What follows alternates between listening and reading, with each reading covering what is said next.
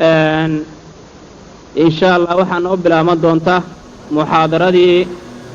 magaceedu ahaa faham alxayaat ama garashada noloshu waxaana soo jeedinahaya Mustafa Xaaji Ismaaciil marka waxaan ku soo dhaweynaynaa akh Mustafa Xaaji Ismaaciil iyo muxaadaradii faham alxayaat إن الحمد لله نحمده ونستعينه ونستغفره ونعوذ بالله من شرور أنفسنا وسيئات أعمالنا من يهد الله فهو المهتد ومن يضلل فلا هادي له وأشهد أن لا إله إلا الله وحده لا شريك له وأشهد أن محمدا عبده ورسوله وصلى الله على سيدنا محمد النبي الأمي وعلى آله وصحبه وسلم يا أيها الذين آمنوا اتقوا الله حق تقاته ولا تموتن إلا وأنتم مسلمون يا أيها الناس اتقوا ربكم الذي خلقكم من نفس واحدة وخلق منها زوجها وبث منهما رجالا كثيرا ونساء واتقوا الله الذي تساءلون به والأرحام إن الله كان عليكم رقيبا يا أيها الذين آمنوا اتقوا الله وقولوا قولا سديدا يصلح لكم أعمالكم ويغفر لكم ذنوبكم ومن يطع الله ورسوله فقد فاز فوزا عظيما أما بعد فإن أصدق الحديث كتاب الله وخير الهدي هدي محمد صلى الله عليه وآله وسلم وشر الأمور محدثاتها وكل محدثة بدعة وكل بدعة ضلالة وكل ضلالة في النار إخوتي في العقيدة waxaan isku dayi doonaa haddii alla yidhaahdo subxaana wa tacaala inaan kelimaad ka idhaahdo mawduuca si loo bixiyey fahmi alxayaa ama nolosha iyo fahamkeeda garashada aynu garanno noloshan adduuniyo iyo waxaynu ugu noolahay waxaa ka ratibmaya acmaasheenna iyo waxaynu la qasdinayno nolosha oo la gartaa waa arrin aad u muhima waxaan isku dayi doonaa inaan in badan idinku akhriyo nusuus badan oo min kitaab illaahi wa sunnati rasuulihi sala allahu alayh waalihi wasalam ah oo aan aad u jeclahay iyaga ururintooda keliya haddii laydin maqashiiyo inaa mawduuca waxaan uga gun leeyaa fahmi doontaan waxaa ilaahay subxaana wa tacaala qur-aankiisa inoogu tilmaamay inuu qofka bini aadamkaa abuuray dhoobo ka abuuray dabeetana ruuxu ku afuufay ilaahay subxaana wa tacaala inuu u doortay qofka bini aadamkii inuu noqdo khaliifatullaahi fi lard ama inii jaacilun fi lardi khaliifa waxaa kaloo qur-aanku uu inoo tilmaamayaa intaa dabadeed taariikhda qaybkiiee qur-aanku uu ka warramo mid ka mida waxay tilmaamaysaa in noolaha waxdo ama kownka baan idhaahdo doorasho la dooransiiyey dabeetana bini aadamku uu doortay qur-aanka ilaahay wuxuu ku tilmaamaya ina acradna alamaanata cala asamaawaati waalard waaljibaala faabayna an yaxmilnaha waashfaqna minha waxamalaha alinsaanu inahu kana daluuman jahuula waxaa ilaahay subxaana wa tacaala inoo tilmaamaya in loo soo bandhigay ammaana shay uu qur-aanku ku tilmaamayo cirka iyo dhulka iyo buuralayda iyo waxoo dhan dabeetana ay diideen iyagoo naftooda ka dhowraya oo ka cabsanaya inay qaadi kari waayaan fa abayn ayaa ilaahay yidhi subxaana wa tacaala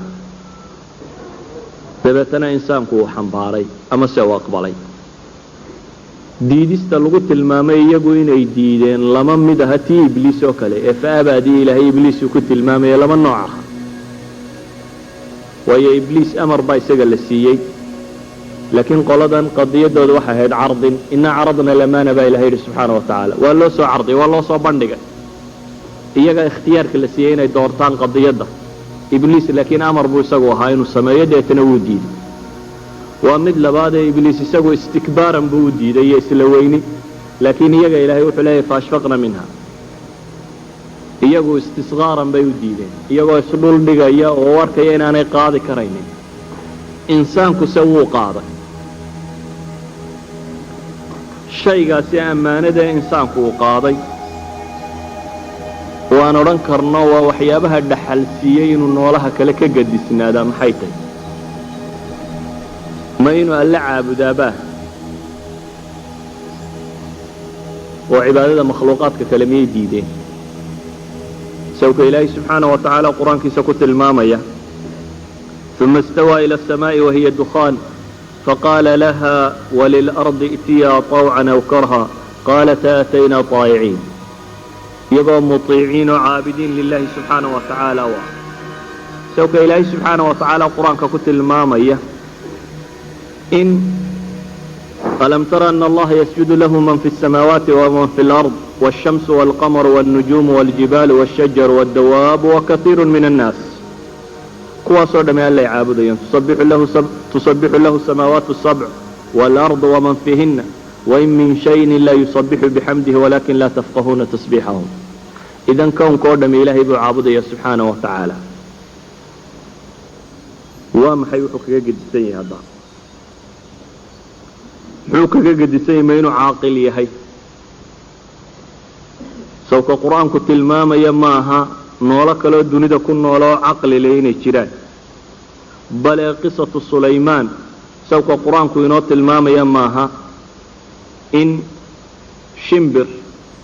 وكسو الرميي ملكة الصبا هي قضايات كيدي يردن يا إلهي غير كيني عابدن يا وحاس أردن يعني إنه فهم يي ما حوله يا ومن حوله gabadhaas iyo waxa agagaarkeeda joogay wuxuu dhan inuu wada garanayay bal isagoo ka hududku tilmaamaya maaha yani miyaanay ahayn xaqiiqa uu inuu fahmayay kownkan iyo waxyaabaha ka socda iyo dadkani waxay samaynayeen waxaa soo dhamay maxaa haddaa insaanku uu ku soocan yahay ma inuu siday kuwan gaaladu yidhahdaan xayawaan ijtimaaciya yahayba may xayawaanada ijtimaaciga caalamka way ku badan yihiin waxaynu leenahay insaanku wuxuu ku soocan yahay inuu doortay ammaana ammaanadaasina waa shayga insaanka dhaxal siinaysa inuu khilaafada loogu talagalay u fuliyo waxaynu odhan karnaa insaanku wuxuu soo maray laxdad doorasho oo ilaahay subxaanahu wa tacaala uu doorasho geliyey waxaa loo soo bandhigay baynu odhan karnaa noolaha in ay nimco ku waaraan haddii ay aqbalaan oo ay la yimaadaan nimcadaasi shuruud ay ku xidhantahy oo ah inay imtixaan galaan ama musaabaqa inay galaan oo cidda ku guulaysataa ay hantiyayso markaasi almulki alkhaalid nolosha adduunku markaasi si aynu u fahamno waxaynu odhan karnaa waxay tahay waa daar alibtilaa ama waa daar alimtixaan ama waa meel qofka bini aadamkaa loogu talagalay in lagu itixaamo oo loogu itixaamayo imaa inuu guulaysto oo uu janno abadiya galo inuu guuldarraysto oo uu naar abadiya galo laakiin bishart inuu janno abadiya galaa inay ku xidhan tahay imtixaanka loo qariray inuu galo oo ku guulaysto ammaanadaasi aad takaaliiftaasi inuu xambaaro ayuu aqbalay bini aadamku oo hadduu ku guulaystana inuu janno galo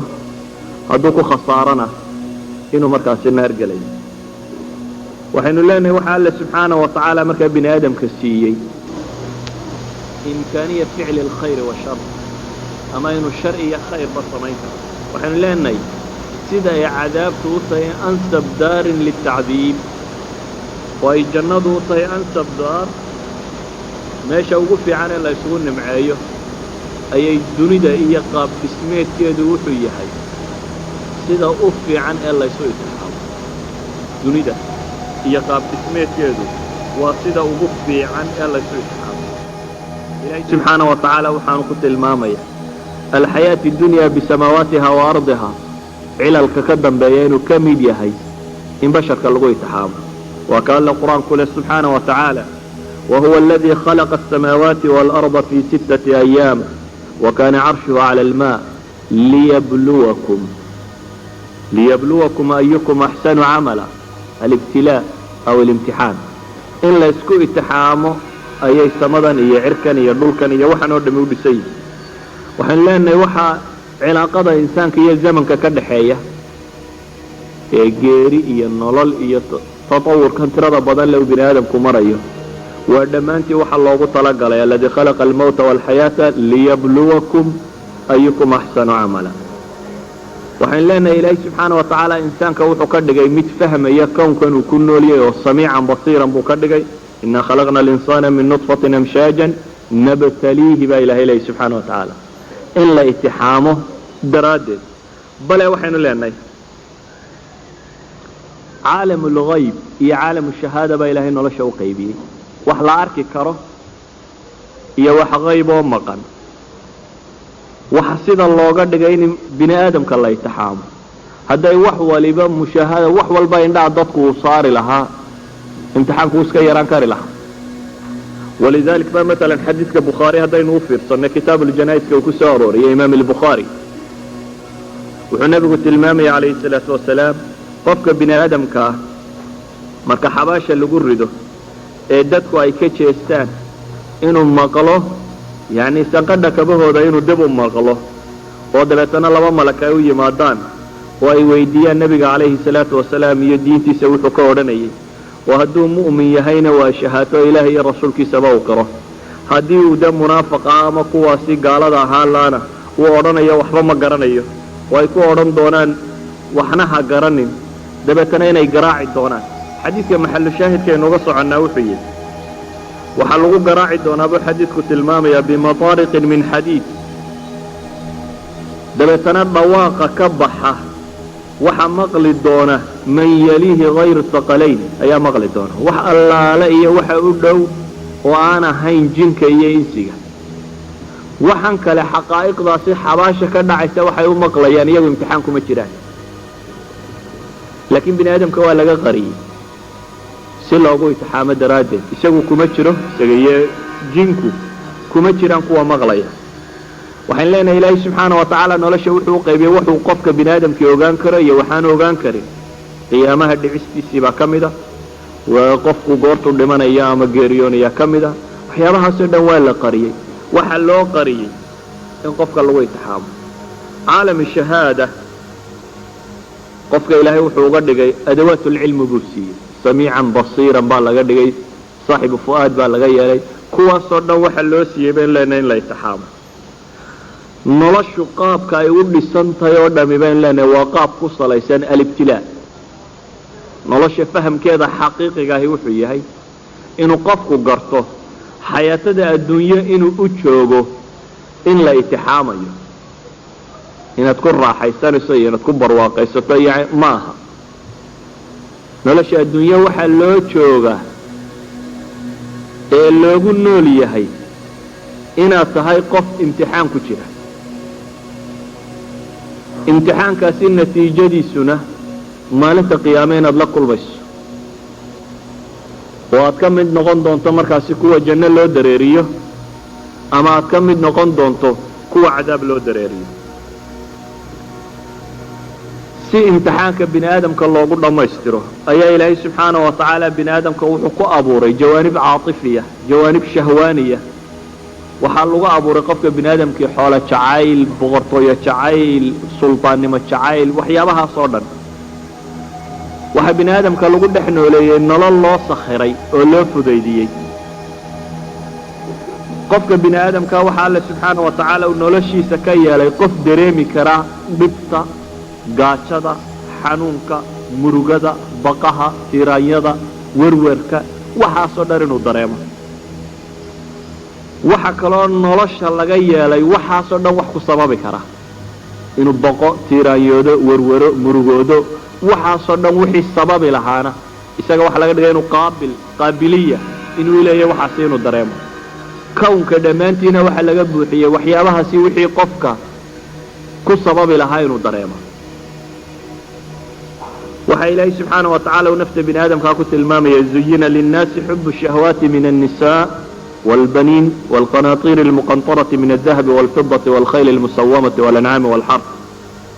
ذلك متاع الحياة الدنيا. waxaa ilaahay tilmaamaya nolosha gebigeeduba xataa caruurta la dhalayo wuxoo dhan inuu imtixaanya. واعلموا أنما أموالكم وأولادكم فتنة. waxaa alle subxaanaه wa tacaala tilmaamaya xataa dhulka iyo waxa kor saaran ee lagu qurxiyey oo dhami إنا جعلنا ما على الأرض زينة لها linabluwahum baa ilahay yidhi subxaana wa tacaala. waxaan leenahay markaa shaksiga bini aadamkii qaabka alla uu abuuray iyo kownka uu ku dhex nool yahay qaabka loo abuuray iyo xidhiidhka ka dhexeeya qofka bini aadamkaa iyo nolosha dhammaanteed waa qaab ah in la itixaamo qofka bini aadamkaa. xayaatu linsaan baynu leenahay markaa haddaynu rabno fahmi alxayaati dunya من أولها إلى آخرها وامتحان ومشقة. لقد خلقنا الإنسان في كبد يا أيها الإنسان إنك كادح إلى ربك كادحا فملاقيه لا بد من كبد ولا بد من كدح. نولش هدين للربين لفهمه ونولل كسا ليسان امتحان. واحد شرطة مثلا أنا رنكرنا الفلسفة العالمية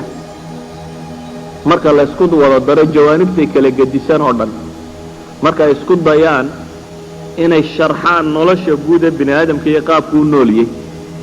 dhib baa jirta falaasafo kasta caqligooda daalisa oo ay sharxi kari waayaan maxaa dunida sharku u jooga.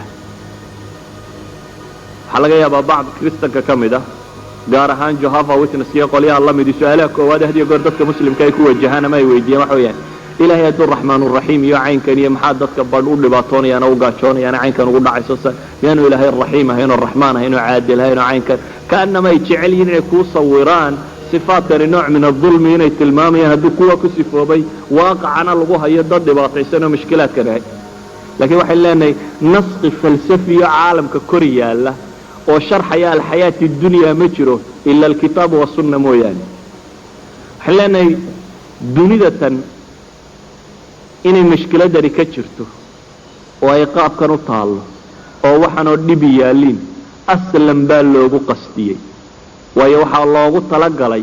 in laysku itixaamo. waxaan la tilmaamaya subxaanahu wa tacaala bini aadamka in khaliifatullaahi fi lardi laga dhigay sababtuna waxay tahay in la itixaamo. wahuwa aladii jacalakum khalaa'ifa alard ورفع بعضكم فوق بعض درجات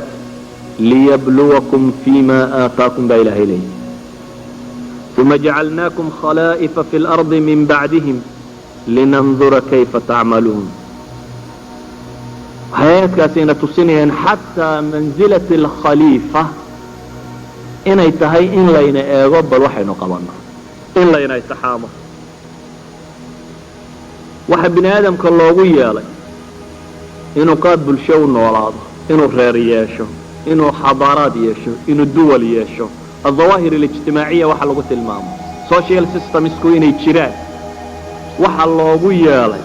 in la itixaamo. وكذلك فتنا بعضكم ببعض ليقولوا أهؤلاء من الله عليهم من بيننا أليس الله بأعلم بالشاكرين. waxaan leenahay ilaahay subxaana wa tacaala wuxuu bini aadamka uga yeelay kuwo ku kala gedisan arsaaqda cilmiga caqliga xoogga caafimaadka quruxda deeqa wax kasta kuwo ku kala gedisan si loo itixaamo. waxaan leenahay xataa xidhiidhka ambiyada iyo bini aadamka ka dhexeeya wuxuu yahay in laysku itixaamo. rususha wamaa arsalnaa qablaka min almursaliin إلا إنهم ليأكلون الطعام ويمشون في الأسواق وجعلنا بعضكم لبعض فتنة أتصبرون بإله إليه سبحانه وتعالى. وكايدك لا إله إلا نحن قسمنا بينهم معيشتهم في الحياة الدنيا ورفعنا بعضهم فوق بعض درجات ليتخذ بعضهم بعضا سخريا. mujtamaca waxaa loo kala tegsiiye loo kala tafaraaruqiyey in laysku itixaamo waxa badh qani looga dhigay ee badh foqro looga dhigay ee badh loo curyaamiyey badh dhibtu u haysato in laysku itixaamo waxaynu leenahay bal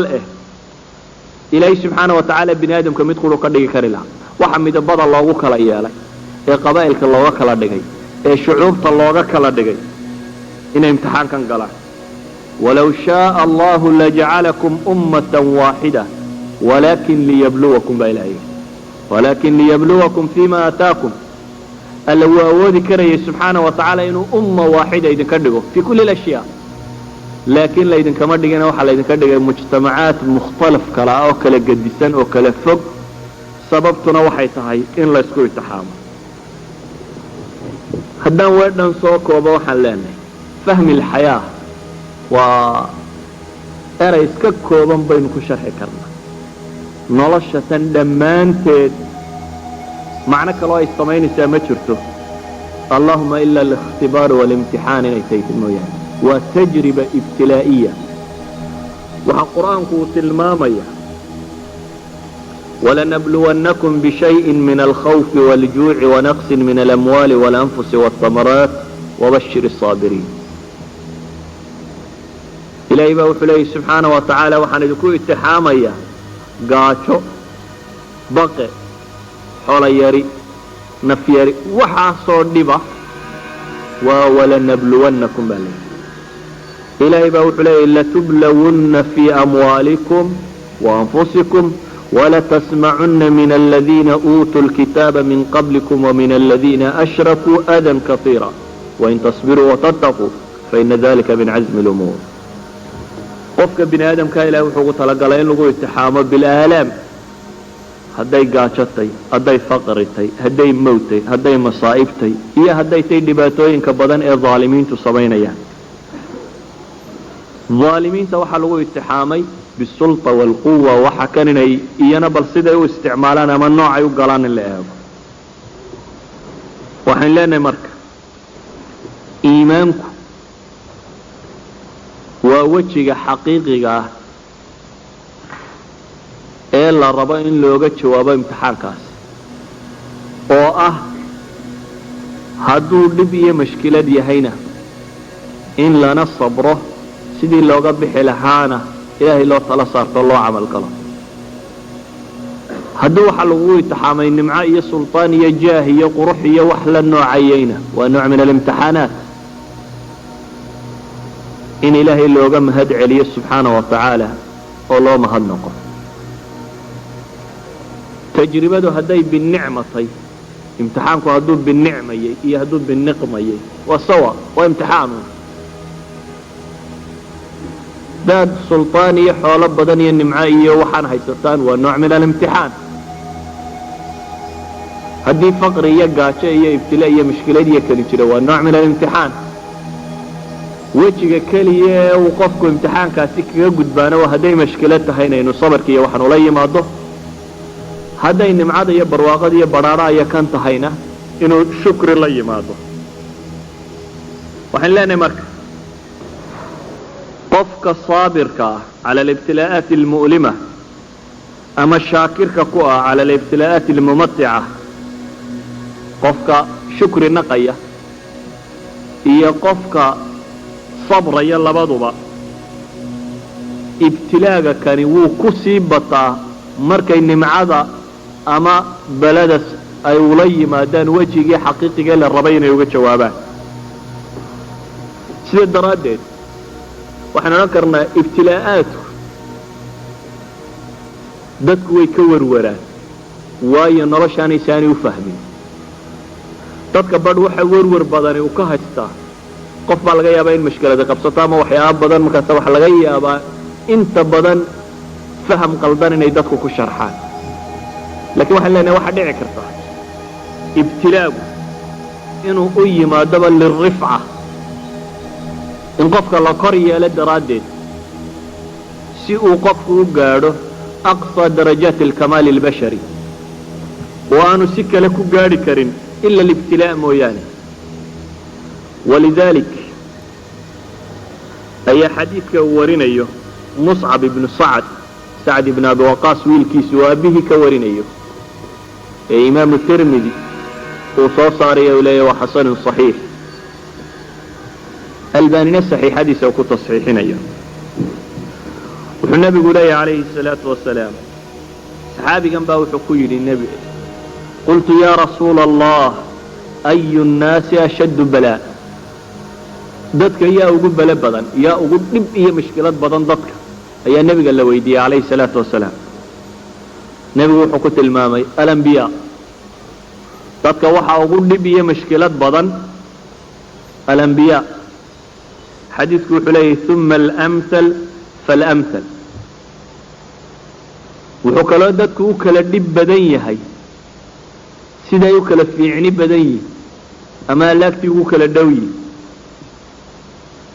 xadiidku wuxuu kaloo tilmaamaya fayubtala arajulu calaa xasabi diini qofka in la itixaamo oo ibtilaagu ugu yimaado hadba diintiisu intay leegtay graafka iimaankiisu markuu kor u kacaba ibtilaa'aadkuna inay kusii bataan markuu hoos u dhacana in ilaahay ka yareeyo fain kaana sulban hadduu adag yahay oo diintiisu ay xooggan tahay ishtadda balaa'uh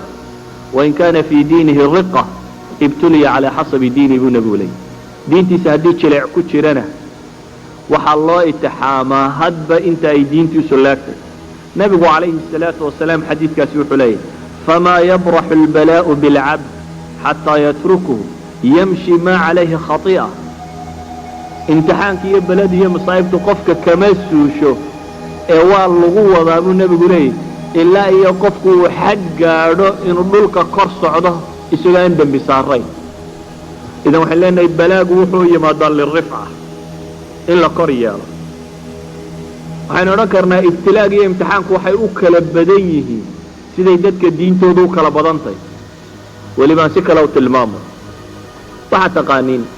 ardaygu markuu dugsiga hoose ku jiro imtixaan khafiifa laga qaada kullamaa aqoontiisu ay sii korodhaba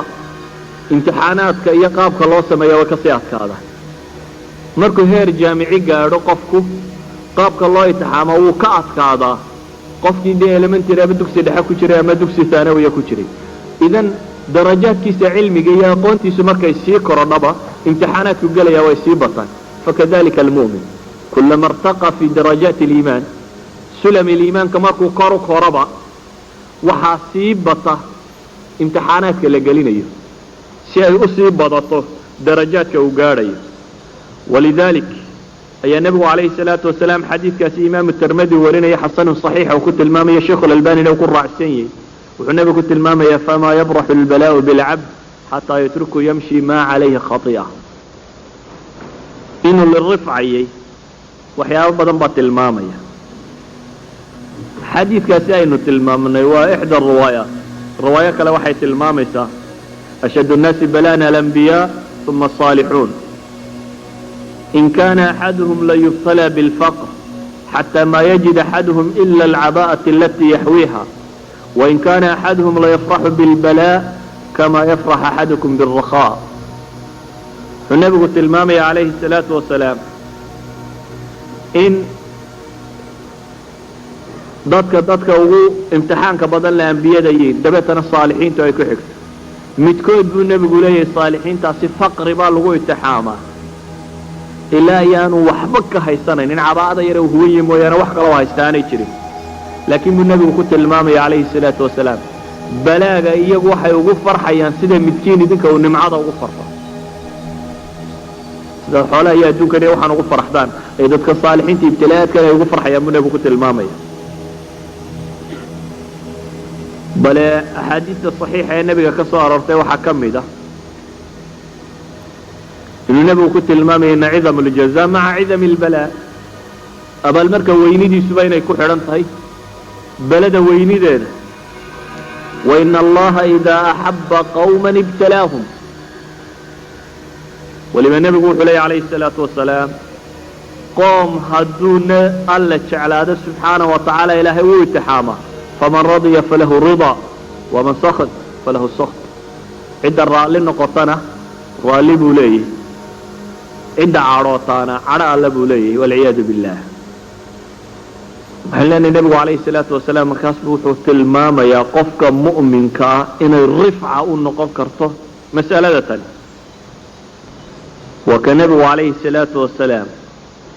xadiidka tirmidi warinaya ee uu xasaninaya wuxuu leeyahay idaa araada allahu bicabdihi alkhayr cajala lahu alcuquuba fi ddunya haddii qofka alla uu khayr la doonayo mashkiladiisaba adduunka loogu horumariya dhibtiisa adduunku ku qaataa dii khayr alla uu la rabo qofka kan adduunka intuu joogu dhibtiisa oo dhan qaataa waidaa araada lahu bicabdihi shar amsaka canhu bidanbih xataa yuwaafi bihi yowma alqiyaama ka alla sharka la doonayana dunuubtiisa dunida laguma abaalmariyo waa loo kaydiyaa si mar qudha loogu wada oofiyo booska naareeda sare uu leeyahay uu gaadho waxaan leenahay markaas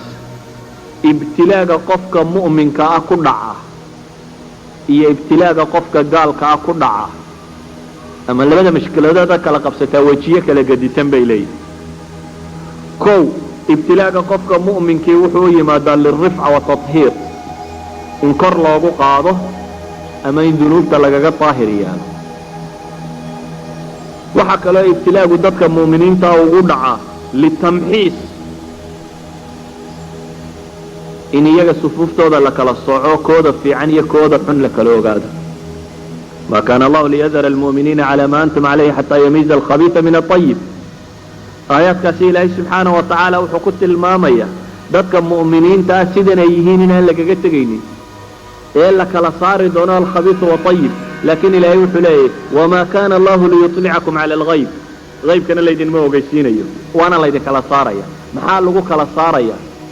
waa aayaadkii tacqiibka u ahaa uxud yacni ibtilaa'aad iyo mushkilaadkaa ku kala baxaysaa markay mashkiladu ummaddu ay gasho ayaa la ogaanaya keeda munaafaqa ah iyo keeda iimaanku ka dhabka yahay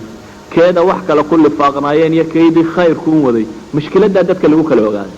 ama haddii layska wada nimcaysanyo la wada socdo dadku ma kala garto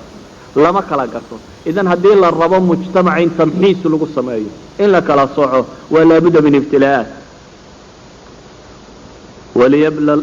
yani ilaahay subxaana wa tacaala wuxuu ku tilmaamayaa in dadka la itixaamo oo alla uu muujiyo maa fii suduurikum walayumaxisa maa fii quluubikum waxyaabaha laabtiina ku jira iyo quluubtiinu si ay u caddaadaan walayumaxis allahu aladiina aamanuu wayamxaqa alkaafiriin waxasiba annaasu an yutrakuu an yaquuluu aamanaa wahum laa yuftanuun aayaadkaasoo dhami waxay sheegayaan koo waxaynu leenahay lilrifca ثانيا waxaynu leenahay litathiir ثالثا waxaynu leenahay ibtilaaga qofka mu'minkaa ku dhaca waa litamxiisi sufuufihim si loo kala saaro sufuuftooda tathiiru dunuub way waa xaqaa'iq ku sugan boos saro janno qofku inuu ku galo waa waxa sugaya bale waa kii xadiidkii saxiixeynka ku yaalay muxuu tilmaamayay ibnu cabbaas ayaa ardaydiisii ka mid ah cataa ibn abi rabax buu wuxuu ku lahaa ma ku tusiyaa imra'a min ahli aljanna haa buu yidhi waa gabadha madoobe halkaa joogtay buu ku yidhi gabadh suuxdima qabta oo madoobe meel fadhida waa xadiidkii sheegaya inuu nebigu calayhi salaatu wasalaam gabadhan ay u timi iyadoo ka cabanaysa suuxdimo dabeetana nebigu calayhi salaatu wasalaam wuxuu ku yidhi gabadh yahay haddaad rabtana waa kuu ducay inuu alla kaa qaado haddaad rabtana waad iskaga sabri dabeetana jannaad leedahay waxay tidhi ilaahay rasuulkiisiiyow waan ku sabrayaa jannadaan rabaa laakiin marka aan suuxa un baan qaawismaaye ilaahay waxaad ii weydiisaa in alla cawradayda i asturo haddana dadkuunina cawradeeda dabeetana nebigu calayhi salaatu wasalaam ilaahay uu baryey inaanay markay dhacdo cawradeedu muuqan ibnu cabbaas markuu arko wuxuu dadka odhan jiray ma rabtaan gabadh ahlu janno ka mida waa gabadhaa suuxdimaha leh halkaa fadhidu ku tilmaamay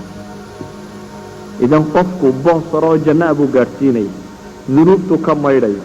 siday dadku u kala khayr badan yihiin buu ugu kala bataa dhibtu waa kii xadiidkii saxiixayn ku yaallay tilmaamayay ibnu cabbaas ayaa wuxuu yidhi nebiga calayhi salaatu wasalaam baan u soo galay isagoo aada u xumadoonaya o aada u xanuunsanaya markaasaan idhi ibnu mascuud markaasaan ku yidhi buu yidhi ilaahay rasuulkiisiiyow xoog baad u xumadoonaysa innaka tuucaku wackan shadiida xoog baad u bugtaa nebigu wuxuu ku yidhi ajal haa waxaan u xumadoonayaa laba idinka idinka midisay u xumadoodaan markaasaa waxaan ku yidhi buu leeyahay ibnu mascuud baa wuxuu ku yidhi taa macnaheedu ilaahay rasuulkiisa waxa weeyaan inaad adigu laba naga mida ajarkooda leedahay yani maadaama adiga xumadaadu dhebel ay tahay ajarkaaguna waa dhebel buu noqonaya nabigu calayhi salaatu wasalaam wuxuu ku yidhi ajal dalika kadalik ma min muslimin yusiibuhu adaa shawka fama fawqaha ila kafara allahu biha sayi'aatih waxuطat canhu dunuubuh kama taxuطu shajaratu waraqaha waxay leenahay marka ibtilaagu macnayaal badan buu u leeyahy qofka mu'minka ah qofka gaalka ah isaga ibtilaagu ku dhaca muxuu yahay haddaynu nihi ibtilaagu waa qadiya laabudda inay waajahaan gaal iyo muslimba ama ha noqdo mid faqri ama mid bukaan ama mid colaadeed ama ha noqdo dhanka kale mid sulto mid xoog weyn watilka alayaamu nudaawiluhaa bayna annaas baa ilahay yidhi xoog iyo boqortooyo iyo mulki iyo waxaan in la helo waa watilka alayaam nudaawiluhaa bayna annaas gaal iyo muslimba waa la soo maraya kulla numiddu yani ilahay wuxuu tilmaamaya kuwan iyo kuwanba min cataa'i rabbikin wax laga siinayo laakiin labada qolo laba macno kala gedisan buu ku yidhi binisba lilmu'miniina asaadiqiin markay yihiin wuxuu yahay baynu leenahay waa rifca waa koryeelid dembigoo laga daahir yeelayo tamxiis sufuuftooda lagu samaynayo tarbiya fiican oo iimaaniyo la siinayo iyo ajarka loo kordhinayo markuu yahay ligayrihim ama lilmushrikiin ibtilaagu muxuu u yahay waxaan leenahay wuxuu u yahay cilaajan wa tawjiihan wa indaaran wa iczaaran intaba wuu yahay iyagana ilaahay qur-aankiisa wuxuu leeyahy walaqad arsalnaa ilaa umamin min qablik faأkhadnaahum biاlba'saaءi wadaraa lacallahum yatadaracuun umamkii horaa ilaahay wuxuu tilmaamaya subxaanahu wa tacaala in rusul loo soo diray ummadaha hore ilaahay wuxuu sheegaya in lagu qabtay bilba'saa wadaraa inay dhibaato qabsatay waa ummado gaaleed baa dhibaato ku dhacday waayo ilaahay ciladuu sheegaya wuxuu leeyahy lacallahum yatadaracuun idan waxayn leenahay waa lilcilaaj bal nimcadu markay ka badatay inay fakeraan oo ilaahay usoo noqdaan subxaana wa tacaala ilahay wuxuu leeyahy falawlaa id jaa'ahum ba'suna tadaracuu walakin qasat quluubuhum alla wuxuu leeyahy subxaana wa tacaala wamaa arsalna fii qaryati min nabiyin ila akhadna ahlaha bilba'saa'i wadaraa lacallahum yadaracuun hadday tadarucaa samayn waayaan hadday isdhul dhigi waayaan qur-aanku wuxuu inoo tilmaamayaa haddana in nimco loogu bedelo ibtilaagii mashkiladda ahaa hadday ilaahay ugu soo noqon waayaan subxaana wa tacaala waxa la geliyaa ibtilaa kale oo binicma ah in nimco loo dhiibo qofka oo iyana lagu itixaamayo bal siduu ka yeelo lacallahum yashkuruuna yarjicuun ilahay wuxuu leeyay uma badalnaa makaana sayi'ati alxasana xataa cafaw waqaaluu qad masa aabaa'ana adaraa'u wasaraa faأkhadnaahum baktatan wahum laa yashcuruun makaana sayi'a alxasana baa loogu bedelaa laakiin haddii kaasina uu markaasi ka suurtoobi weydo xaalatulisti'saal bay gaadhaan markaa isti'saal in alla uu ku sameeyo kuwan laayo ilahay waa kale falamaa nasuu maa dukiruu bih fataxnaa calayhim abwaaba kuli shay markay alla ilaabeen subxaana wa tacaala ee ba'saagii iyo daraagii ay ku soo noqon waayeen ayaa ilahay wuxuu leeyahy fataxnaa calayhim abwaaba kuli shay albaab walba waanu u furay baa ilahay yidhi subxaana wa tacaala laakiin hadday kaana aqbali waayaan oo ay kibir ka sii qaadaan xataa idaa farixuu bima uutuu akhadnaahum baktatan faidaa hum mublisuun baa ilahay yidhi subxaana wa tacaala waxaan leenahay marka nicmada iyo niqmada dhibta iyo dheefta aragtida qur'aanka waa isku macne labadubana waa imtixaan labadubana waa imtixaan la eegayo mawqifka aada istaagaysaa wuxuu noqonaya qofka bini aadamkaina noloshiisu markaasi waxay ka kooban tahay mawaaqiftuu istaagay markuu baraaraysnaa iyo mawaaqiftuu istaagay markii dhibtu haysatay oo laysugu geeyo ayuunbaa ah qofka iyo dhaqankiisii oo dhan ama noloshiisii oo dhan waxaynu leenahay marka nolosha dunidu haddaynu rabno inaynu si dhaba u fahamno dhammaanteed waxay ku salaysantahay alibtilaa alxayaati dunya. qur'aanku qisaska uu ina siiyo iyo ambiyadu qur-aanku ka warramaana iyaguna waxaynu leenahay waa annamaadij albashariya alsaamiya aw annaajixa fi libtilaa'aat weeyaan. umamka kale uu qur-aanku ka sheekeeyo iyana qur-aanka ku yaalaan waa namaadij ama waa tusaalayaal kaloo bini aadam oo iyana ku saaqiday imtixaankii. التاريخ الإنساني markaa waxa weeyaan waa التجربة الإنسانية ama waa ibtilaagaasi qofka bini aadamkii uu soo maray. qur-aanku qisasku inooga warramo oo dhamina waa qolo imtixaankii la mariyey ku guulaysatay iyo qolo imtixaankii la mariyey ku saaqiday. ambiyaduna iyadoo ay marka hore basharka tusaale u wadayiin ayay haddana nebi walba haddaad qur-aanka usii fiirsato wuxuu mutakhasis gaara ku siiyey nooc min alibtilaa uu basharka aakhiro xujo ugu yihi in isaga la mariyey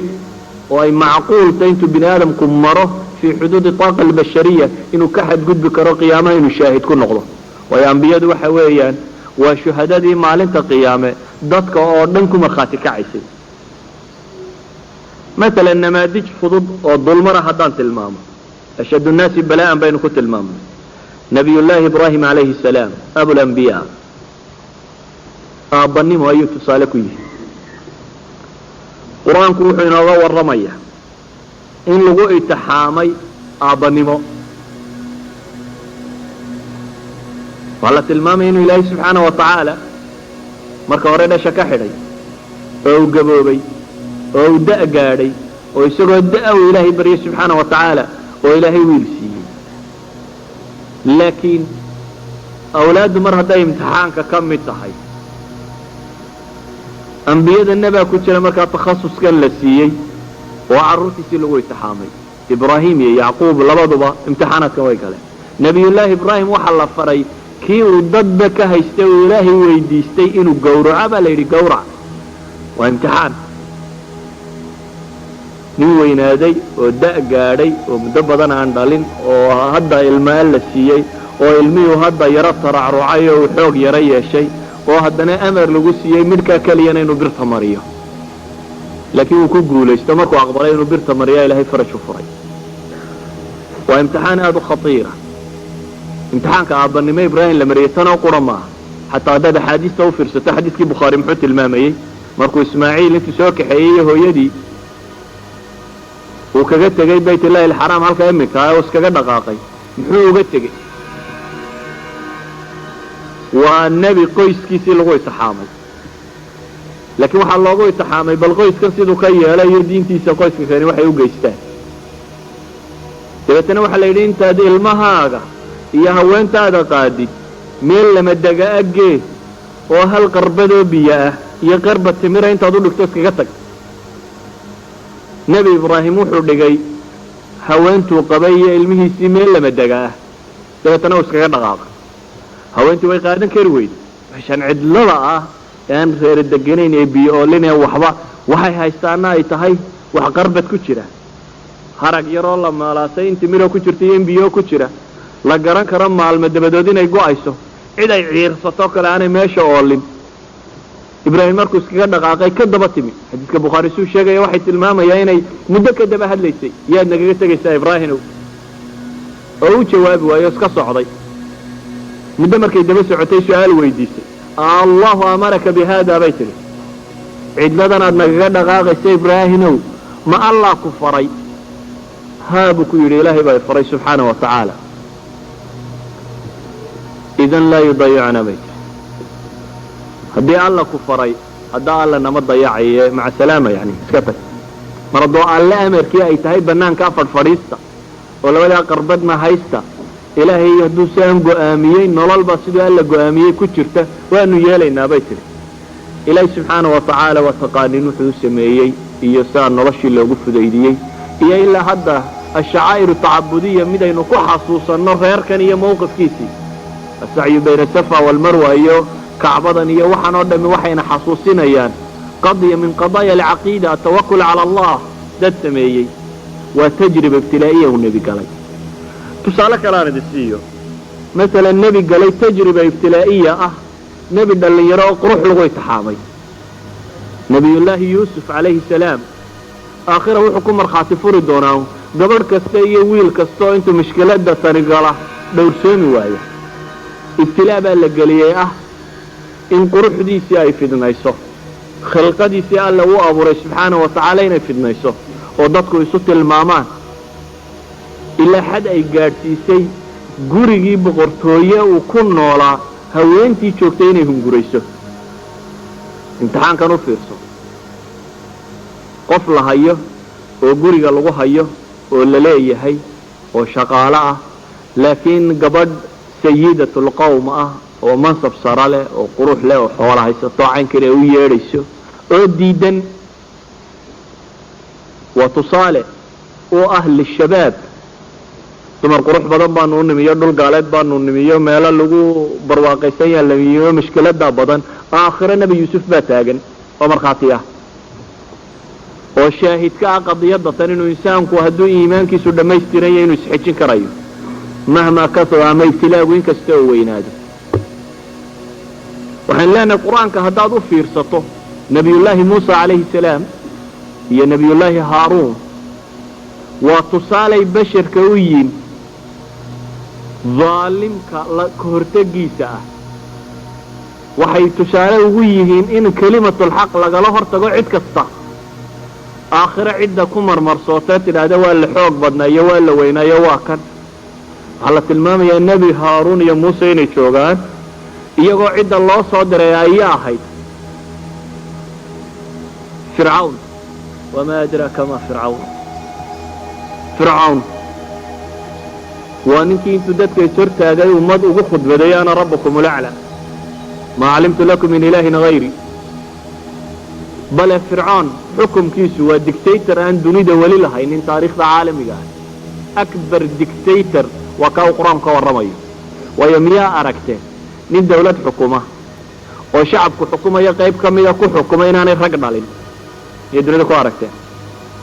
nin xaakimo oo yidhaahda reeraha qaybo ka mida ummadda aan xukumo wiil ma dhali karaan fircoon intuu istaago yidhi wixii reer banu israa'iil rag ma dhalaan sanuqatilu abnaahum wanastaxyi nisaahum raggu ha madho haweenkuna ha hadho wamaca dalik nebi baa loo soo diray waajiha mushkiladda intaa leeg waa aakhiro tusaale cid walba hortaagan yani waxaan leenahay ambiyadu waa stars ama waa xidigo waa fabihudaahu muqtadi kuwa alla nabigiisa ku leeyahay alayhi salaatu wasalaam sida daraaddeed xataa haweenka ambiyadu waa tusaalayaalka qur-aanka sidaa ugu taxan marka kullu shay iyagaa tusaale ka kullu shay iyagaa tusaale ka haweenku waxaynu naqaanaa nebiye kuma hayno amhiladoodii laakiin qur-aanku wuu tilmaamaya mawaaqif akbar taaqiya haweenays hortaagta oo mulkigiisa iyo boqortooyadiisa iyo wixiisaba ka doorbida inuu ilaahay guri jannada uga dhiso aasiya haweenaydu fircoon qabay waa ka alle subxaana wa tacaala qur-aanka ka warramaya mawqifka istaagtay oo ay ka doorbidayso boqortooyada tan iyo xoolaheeda iyo ninkan le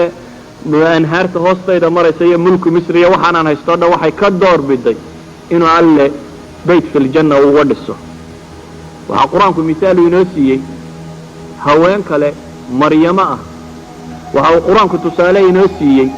muuse hooyadii waxaa qur-aanku tusaale inoo siiyey lilxayaa gabadh xishoonaysa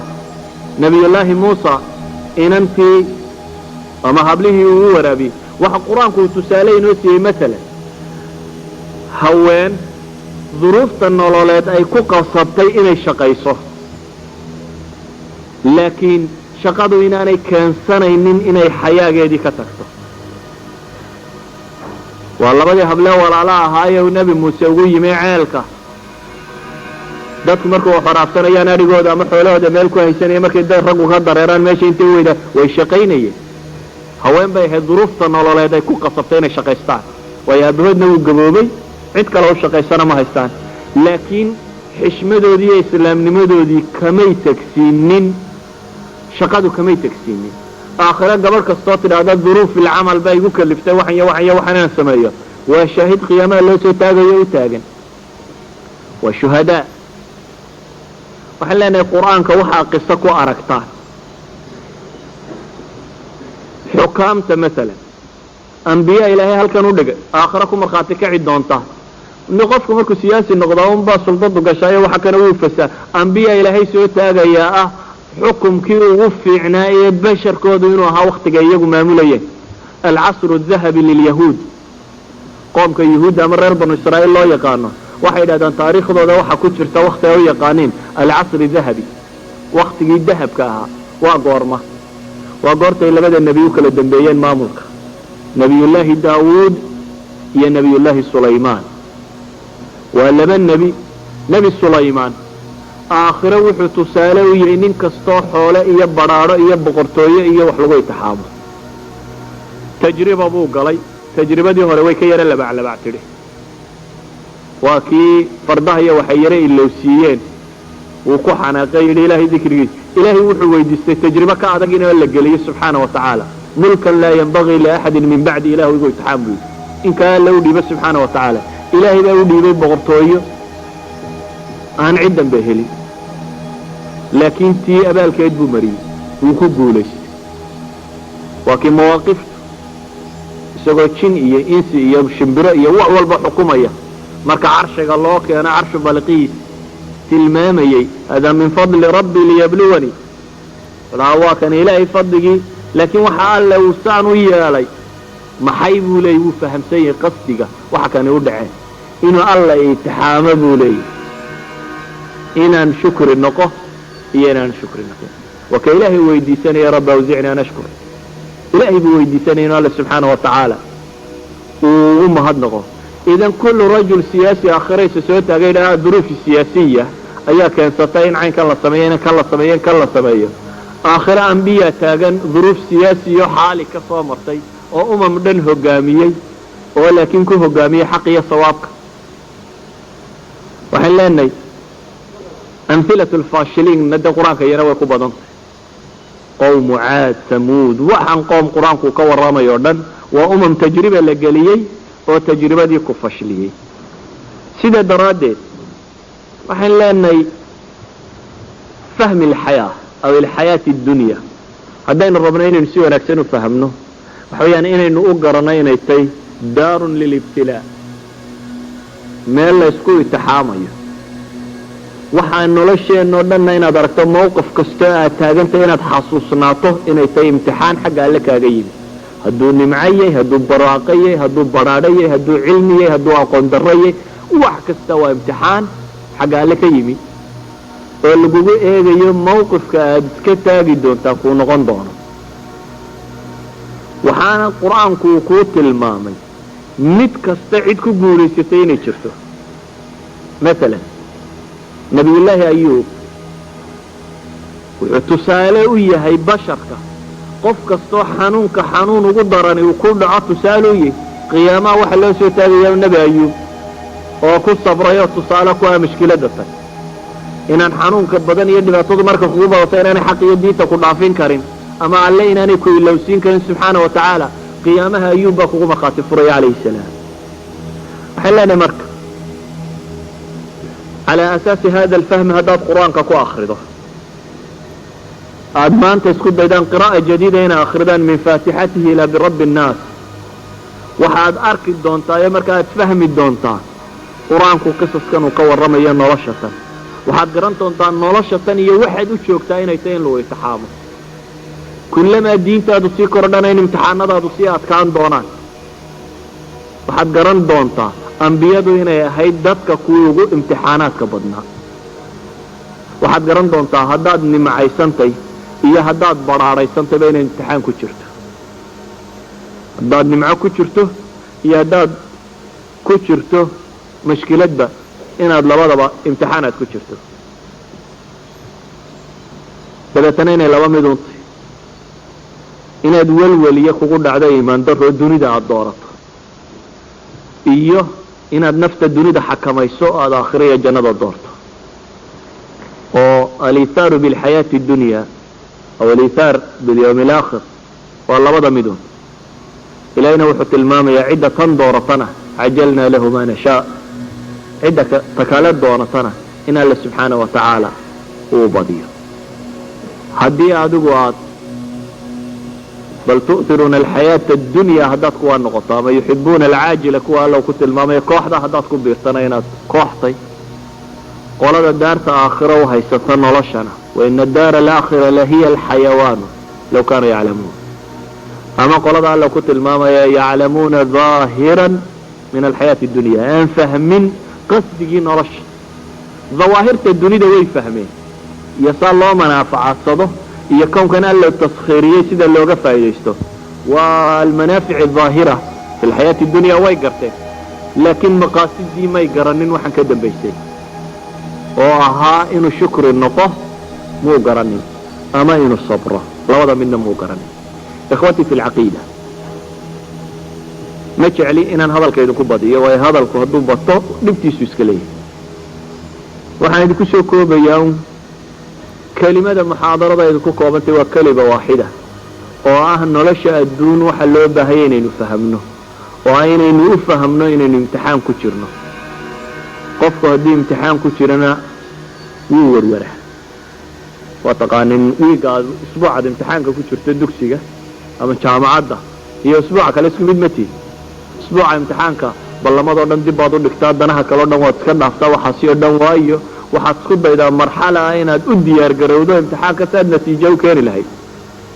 waxaan jecla un risaaladaydu inay ku koobnaatay inaan idiin soo gudbiyo nolosha fahmo waxa u fahamtaan inay imtixaan ku jirtaan imtixaankanina waa maalmahan yare aan nooshiin ee lixdameeyada sanaa ayaad ku jirtaa waa imtixaan guriga markaad ku noqoto iyo xaasku waa imtixaan carruurtaadu waa imtixaan xoolahaagu waa imtixaan tacliintaadu waa imtixaan aqoontaadu waa imtixaan quruxdaadu waa imtixaan waxaad haysatoo dhami wax kastoo aad haysato calaa hada almindaarun ku eg haddaad xoola leeday haddaad faqritay haddaad bugto haysoo dhan in dadku uu kaa satrooyi haddaad xoola leeday in amoodi dadka inaad ka satrood labadaba imtixaan unbaad ku jirtaa une waxaad maskaxdaada in badan ku xidhaa jawaabta saxaasaad mar kasta u bixin kari lahayd saaad isugu dayi lahayd inaad jawaab saxa ka bixiso noloshan adduunya qofka muslimkiina inuu u fahmo ibtilaa'aadka dadka muslimiintaa ku dhacaya inay ugu dhacayaan lihadihi alasbaab in dunuubta alla kaga maydho in manzilo sare lagu gaadhsiiyo uxud ilaahay markuu sababaynaya waxa la yidhi waliyattakhida minkum shuhadaa mansilatu shuhaada waa boos loo baahayo qofka muslimka in la gaadhsiiyo laakiin miyuu gaadhaya haddaan dee dagaalku dhicin oo la laynin ma gaadhayo waa in dagaal dhaca waa dadna la laaya haddii la rabo boos shahaado in la gaadho walidalik baa ilaahay dagaalka waxyaabuu ku sababeeye waxaa ka mid ah waliyattakhida minkum shuhadaa idan waa inaynu u aragnaa noloshan oo dhamm inay imtixaantay imtixaankaasina labadaa waji inuu leeyahay qofka mu'minka inuu yahay in dembiga lagaga maydho boos saro oo janno in alla uu ku gaadhsiiyo subxaana wa tacaala iyo noloshooda in la isku baro tamxiis uu ku dhaco ay waxay isku fahmayaan kooda kartida le iyo kooda iimaanka dhabka iyo kooda munaafaqa in mashkilaadka kana isku dhex gartaan ibtilaa'aadka kuwa gaaleed ku dhacayaana inay u yimaadaan litawjiih lacallahum yatadaracuun lilindaar lilicdaar akhiiranna daktatan in cadaabku haleeli doonown ama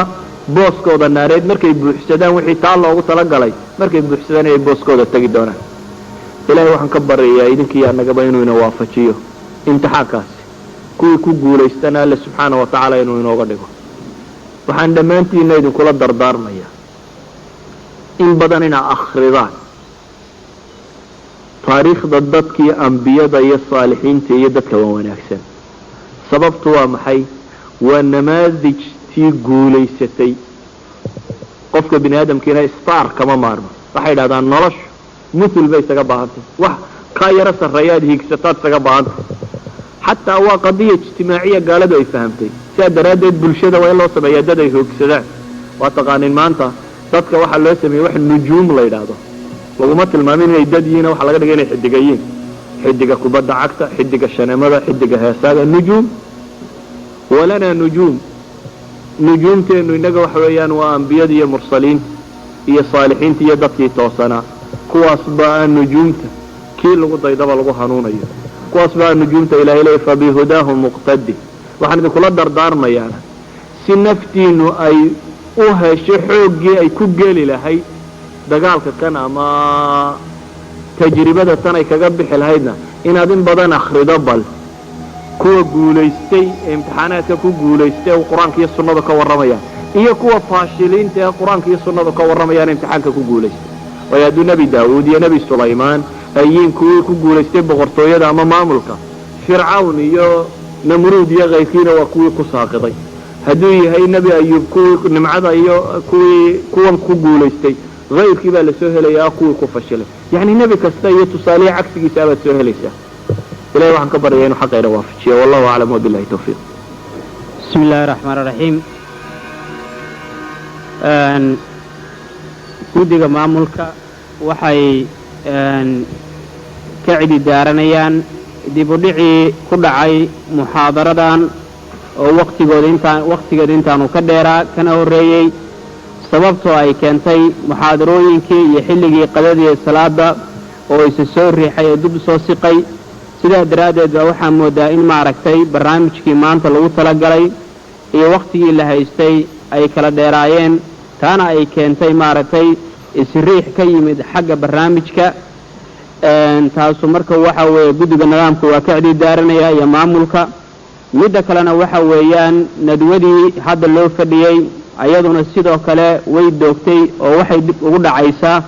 xilliyada dambe haddii wakhti loo helo, maxaa yeelay wakhtigeedii waxa weeyaan waa la dhaafay. haddana waxaan insha allah wax ka sheegaynaa su-aalo la xiriira mawduucii uu sheekh mustafa soo jeediyey. su-aasha ugu horeysana waxa weeye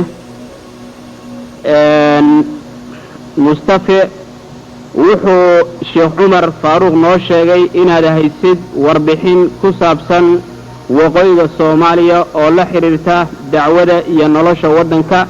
hadday jirto wax ma nooga sheegi kartaa? mana hadday warbixin tahay dee wakti badan bay isaga baahnayd, laakiin duuduub ahaan soomaalidu waa dad afka wax isaga sheego oral society ah. maadaama ay dad wax isu sheegayiinna ma aha dad wax ka qarsoomaan. sidaa daraaddeed meel kasta isugu yimaadaanba waa war uun waxa lagu hayaa. in badan baana warramayseen baanu malaynayaa mar hadday war uun tahay. maalin walbana waddankan waa lala hadlaa ama telefoon lagula hadlayaa hebel ka yimi yaa caynkan. kollay meeshaan ka imaadaan tilmaamo dhibaatooyin baa ka jiray, dagaallaa meella wax waliba nabadda ayay ku koraan. inta nabadu jirto dacwadu way kortaa. marka laakiin nabad la waayo wax waliba hoos bay u dhacaan ama dhibtaa badata. intay nabaddu jirtay dacwada xawligeedu aad buu u dheeraynayay, xoog baanu u socday runtii, wax badanna way qabatay. laakiin markay dhibaatadu timi waxay noqotay inay juhdigeedii oo dhammi isugu tago bal sidii dhiigga qofka muslimkaa loo badbaadin kari lahaa ama islaaxu daati albayn dadka sidii looga samayn kari lahaa. waayo magaalooyinka qaarkood dee waa laga guurayba ama way ka dhammaadeen, may jirin markaa faslun dambe cidi kama odhanin, waayo waxay noqotay meel laga guuro.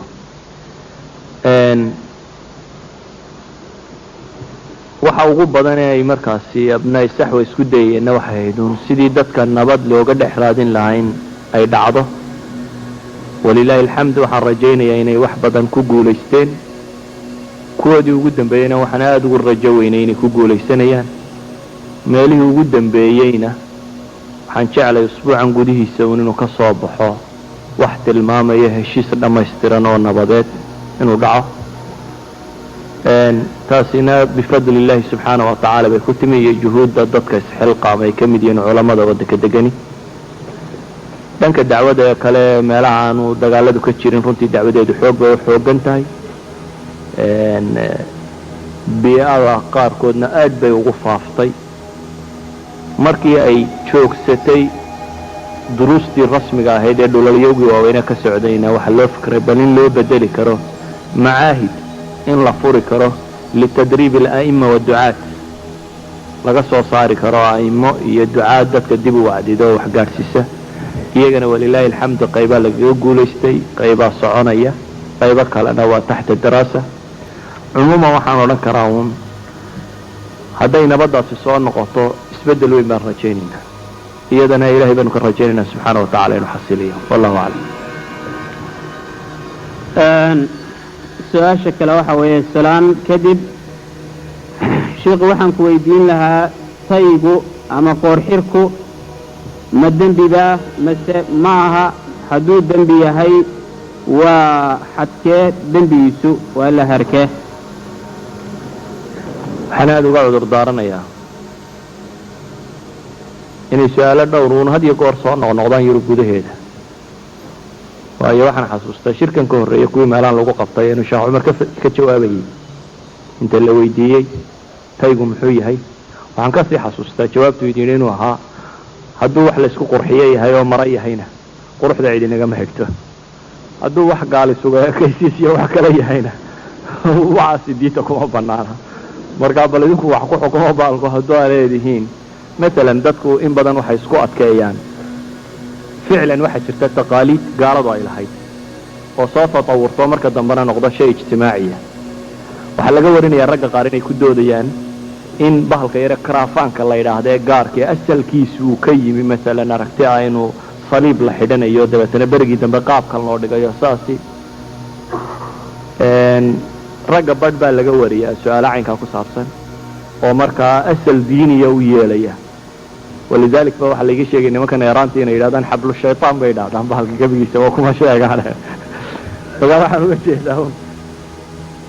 bahalkaasi hadduu maro caadiyo iskayo mara uuna de waa maro haddii afkaar kaloo ka dambaysa ay jirtana waa meel masalada qura anigu aan cabsida badan ka qabaan waxay tahay miyuu yahay tashabuh lilkufaar ragga badh waxay arkayeen inaan ahayn dadka badhna waxay u arkayeen inay xaggaayiin marka anigu waxaan odhan lahaa masalada aniga waxba igu xiijinin shiikiini ku celiya haddana wuu fadhiyaaye isagu aan ka jawaabo bismillaah su-aasha kale waa su-aal runtii aada maanta usoo noqnoqotay oo aada maaragtay dad fara badan soo qoreen waxaana weeye sheikh ma la ciyaari karaa ciyaarta loo yaqaano shatranji ama iskako waxyaabaha la ciyaaro waa shatranji ama iskako ma la ciyaari karaa su-aashaasuna saaka dhowr jeer bay soo noqotay marka lilahmiya as'ilada fiqiga mala waxay ku fiicneed culammadii iga horraysay in loo gudbiyo laakiin cumuuman shatranjka bahalka la yidhaahdaa horta kolley ma aha waktigii nebiga calayhi salaatu wasalaam iyo saxaabadii waxay cayaari jireen waana cayaar ka timi dadka reer bariga bershiyanka iyo hindida iyo waxaasi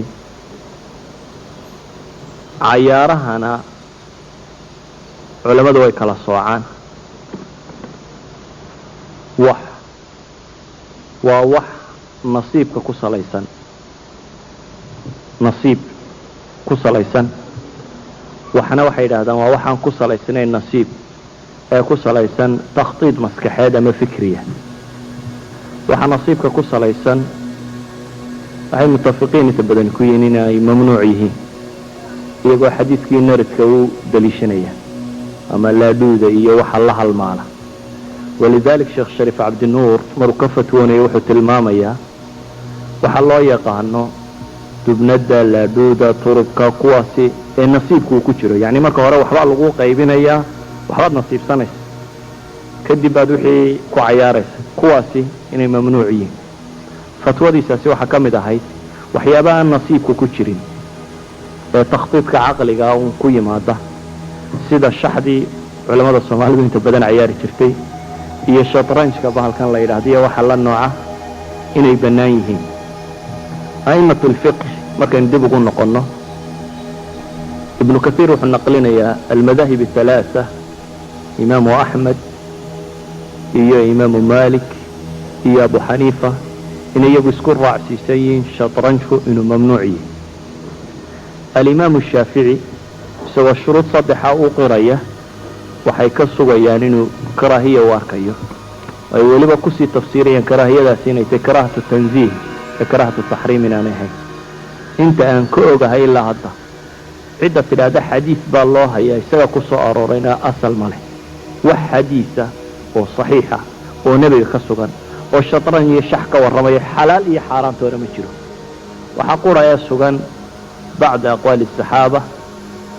iyagoo qolaca cayaarisa intay u yimaadeen yidhahdeen ma hadihi tamaathiil alatii antum calayha caakifuun ay ku tilmaameen haddii markaasi ay tahay wax keensanaya qofka inay salaadii ka mashquuliso ama colaad abuurto ama caynkan in laiska daayaaba roon haddii kale ilaa hadda kolley anugu shaksiyan waxaan u janjeeraa qolada qabta inaanay xaaraan tahayn wallahu aclam bismi illah asalaamu calaykum waraxmat ullaahi wabarakaatu walaal ilaahay dartiis ayaan kuu jeclahay waxaan ku weydiinayaa imtixaanku wuxuu keenaa wax la yidhaahdo straight maxaa dawo u ah haddii qofku isku arko strays badan waa sidii sa'aalku u soo qoray macnaheedana waxa weeya maaragtay sheekhaa faahfaahin doonaa bismi illaahi raxmaan raxiim waxyaabaha dhibtu inaga haysato waxaa ka mid ah kolley su-aalaha had iyo goor sida loo dhigo waxaad moodaa inuu halkan fadhiyo kursiga qof la ydhaha master no-ol yani nin wax walba yaqaano wax walba ka jawaabi kara cilmu nafs waxba kama aqaano laakiin waxaan ogahayno inuu ilaahay kitaabkiisa ku tilmaamayo alaa bidikri illaahi tatma'inu alquluub duu cilmu nafsigu wax ka warramo uu yahay nafta bini aadamka iyo saa loo xasiliyo ilaahay qur-aankiisa wuxuu inoogu tilmaamayaa in alle xuskii iyo weynidiisa xasuusasadeeda iyo acmaasha saalixa samayntooda iyo badsigoodu inay tahay wax qalbiga qofka bini aadamka uu ku dego bal waxaan jeclay inaan tajribaba idiin sheego waxaa jira maanta jidhka bini aadamka waxyaabaa lagu ogaaday waxaa ka mid ah hormonis inuu soo daayo waxay ku tilmaamaan dheecaamo ifraazaat dheecaamada uu jidhka bini aadamka soo daayo way tiro badan yihin dheecaamadu jidhka bini aadamka soo daayo waxaa ka mida bay yidhahdaan dheecaamo ay hadda u bixiyeen morfinaat dimaaq ayaa af carabiga ku yidhaahdaa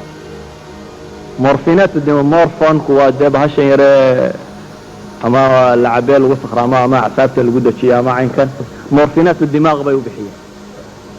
doctor moxamed cali baar fii kitaabihi almukhadaraat tabiibkaasi muslimkaah wuxuu ku tilmaamayaa weliba inuu yahay aqoon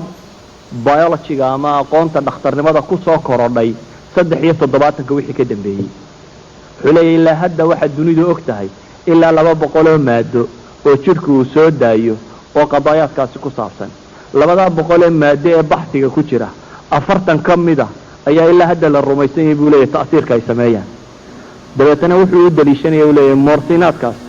morfinaat dimaaqa la yidhaaha waxay ku bataan buu yidhi ilaahay subxaana wa tacaala si dabiiciya jidhka bini aadamka ugu soo daayo qofku markuu alamka iyo dhibta dareemayo dabeetana waa waxyaabaha keena qofku inuu xoog aanu u dareemin dhibaatooyinka gaar ahaan buu leeyahy maalan dumarku markay uurka leeyihiin ilaahay baa ku badiya subxaana wa tacaala si uurkan iyo culayskiisa iyo dhibtiisa uga yaraado jidhkeedu wuxuu soo daayaa morfinaatu dimaaq tiro badan oo maskaxdeeda strasiska iyo waxaan ka ilaaliya waxay dumarka ugu badan yihiin bay yidhaahdaan marka ay umulayso oo aan laxdada ay ugu dhibta badantahay haweenku ayay morfinaatu dimaaqu jidhku soo daayana ugu tiro badantay min nicam illaahi si looga ilaaliyo foosha dhibteeda oo lowguu leeyahay haddii aan bahashaasi jidhku aanu soo daynay gabadhiba dib uma umusheen malaha haddana waxaa kaloo la og yahay buu yidhi maanta sayniska horumarka uu gaadhay chinisku irbado yarar baa jira ay dadka ku mudaan iyadaan qofka la suuxin oo aan lagu mudin tiyaatarka inta la geeyo suuxdin lagu mudin ayay dhakhaatiirta chinisku qof qalaan inta irbado yaryaroo tiro badan laga taago ayuu qofku sidii camaliyadii suuxitaankao kale ku dhacdaa dabeetana waa la qalayaa dareemina maayo midida lagu qalayo wuxuu leeyahy doctor moxamed cali baar waxaa la ogaaday neerfayaashan gaarka ay ka mudayaan inay yihiin meelaha awaamirta bixinaysa in hormoonaatu dimaaqa kane ay soo bataan dabeetana qofkii alamkii aanu dareemaynin sheekhaasi wuxuu kitaabkiisaasoo kale ku tilmaamayaa waxaa kaloo la ogaaday buu leeyahy iimaanka iyo cibaadada sida salaada iyo soonka iyo waxyaabaha la midi inay badiyaan qofka bini aadamkaa inay ku bataan morfinaatu dimaaqaas taasi waxay sababtaa buu leeyahay qofka mu'minka ahi inuu dhibaatada uga adkaysi badan yahay qofka aan iimaanka lahayn walidaalika baa wuxuu leeyahay waxa maanta aqoonta sayniska ay sheegaysaa marka qofku ay sii badato dikrigiisuba iyo alle xuskiisa iyo weynidiisu marka ku sii weynaato qofkaba xasiloonidiisu inay sii badanayso iyo dhibta dareenkiisu